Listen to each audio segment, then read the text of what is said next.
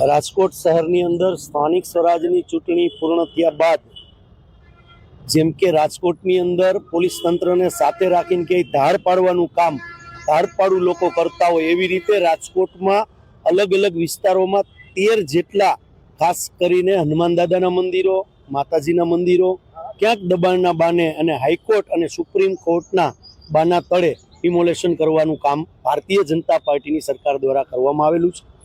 ધરણા એટલા માટે રાખ્યા છે કારણ કે હનુમાન દાદા છે એ સમગ્ર હિન્દુ ધર્મના એક રક્ષક તરીકે આપણે એમને માનીએ છીએ અને આજના દિવસે શનિવાર પણ છે અને શનિ જયંતિ પણ છે। શનિ જયંતિનો આપણા સંસ્કૃતિ મુજબ આખા ભારતની અંદર ખૂબ અને વિદેશોની અંદર પણ સારી રીતે આપણે આ જયંતિ ઉજવીએ છીએ। હનુમાન દાદા અને શનિ મહારાજ બંને મિત્ર તરીકે પણ આપણે આપણી સંસ્કૃતિની અંદર આપણે ઓળખીએ છીએ।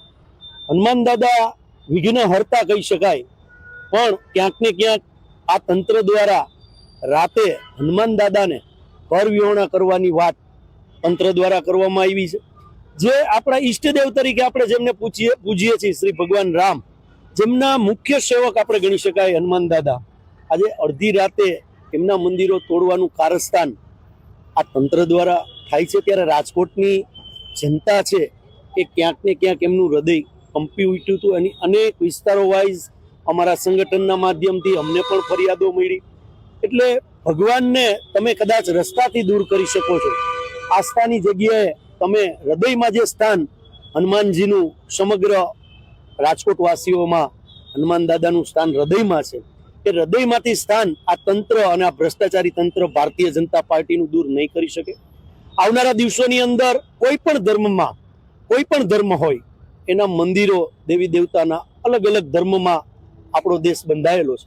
કોઈ પણ ધર્મના મંદિરો અથવા અલગ જે બીજા ધર્મો છે એમાં પણ ક્યાંય આવી રીતે અડધી રાતે ડિમોલેશન ન કરવું જોઈએ, આવું સ્પષ્ટ અમારું માનવું છે।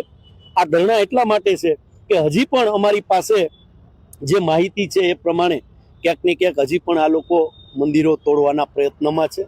તો આ મેસેજ દેવા માંગીએ છીએ કે રાજકોટની જનતાનો અવાજ બનીને આજે અમે અહીંયા ધરણા રાખ્યા છે। કોંગ્રેસના પ્રમુખ તરીકે વાત કરીએ છીએ, પણ અહીંયા આજે અમારો કોંગ્રેસનો એક પણ વ્યક્તિએ ખેસ નહીં પહેર્યો હોય। માત્ર આજે શનિ જયંતિ છે અને હનુમાન દાદાની આરાધના કરવા માટે અને આ નરાધમો જે મંદિરો ઉપર તરાપ મારી રહ્યા છે એમની આંખ ખુલે એના માટે આજે અમે ધરણાનું આયોજન કરેલું છે અને આશા રાખીએ કે હવે પછી તંત્ર બાકીના જે મંદિરો છે એ મંદિરો નહીં તોડે। અને આપના માધ્યમથી કહેવા માંગુ છું કે લોકશાહીની અંદર હમણાં જ આપણી સ્થાનિક સ્વરાજની ચૂંટણીઓ ગઈ, લોકોએ પોતપોતાના વિચારોથી મત આપ્યા અને લોકપ્રતિનિધિઓને ચૂંટ્યા। તો લોકશાહી અને આપણું બંધારણ આપણને એક પ્રશ્ન પૂછવાનો દરેક નાગરિકને એક જવાબદારી છે અને એ તંત્રને પણ આપણે પૂછી શકીએ। તો આપના માધ્યમથી હું કહું છું કે રાજકોટના અલગ અલગ વિસ્તારોમાં વોર્ડ નંબર 12 હોય, વોર્ડ નંબર 8 હોય, વોર્ડ નંબર 9 હોય, વોર્ડ નંબર 1 હોય, અનેક વિસ્તારોમાં મંદિરો ઉપર તરાપ આ તંત્રએ રાતે મારી છે।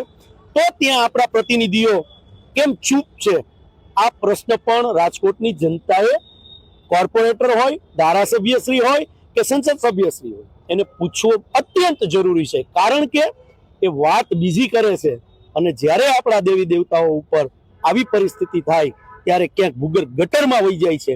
તો લોકો એમને એક ફોન કરી અને આ પ્રશ્ન પૂછવો જોઈએ, આવી આપના માધ્યમથી વિનંતી કરું।